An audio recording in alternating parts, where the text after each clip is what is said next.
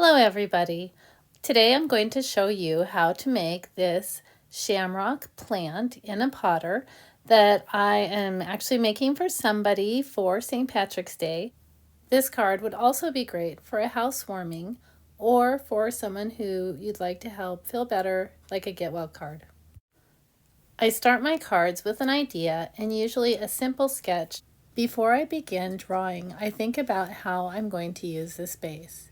If I want to make changes as I go, I will lightly sketch before I begin using the pen. However, on video this does not show up, so I'm just drawing freehand. Starting with the top, I make a heart, not quite straight up, but slanted over a little, and the curved stem so it looks a little more natural. And then I just make 3 hearts on that stem, and that is 1 shamrock. Then I make another stem, and I start the heart at the point again because that's easier to draw. And I make a second heart down below, and my third heart, I'm having it slightly behind the other shamrock, so it gives a little bit of depth. When looking at the shamrocks that we have at our house, I notice that from the side, the stems of the blossoms are bent at little angles, and then the side of the blossoms look like they are made of rectangles with rounded sides. So I made 1 rectangle for the middle and then just the corner of one peeking out at the top and at the bottom. And then I repeated that same pattern down below on a little stem with that rounded rectangle and then the 2 sides peeking out from behind. Looking carefully at the shamrock really helped me to think about what aspects I want to emphasize. I wanted to show that I was looking down into the pot. I used curved lines to show the rim of the pot, and they're not really round, they're more of a squished oval, which is slightly obscured by the flower.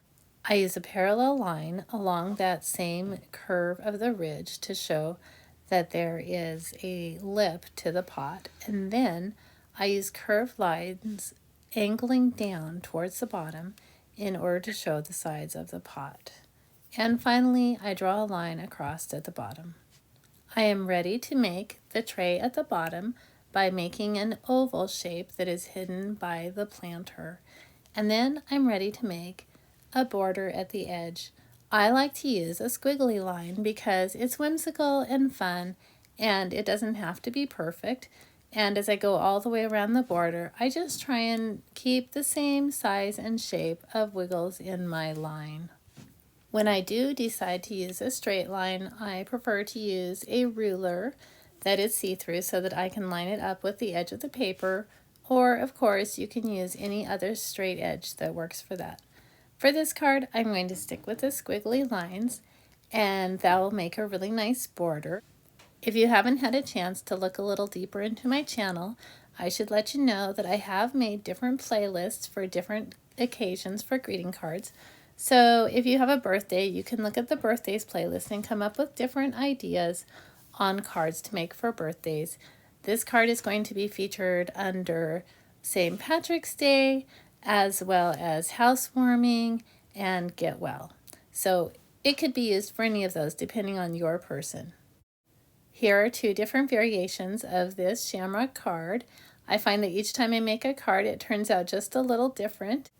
Whether you're just having fun doodling or whether you're making a card for somebody else, I hope that you enjoy this tutorial. You can like and subscribe to help the channel, and have a wonderful week.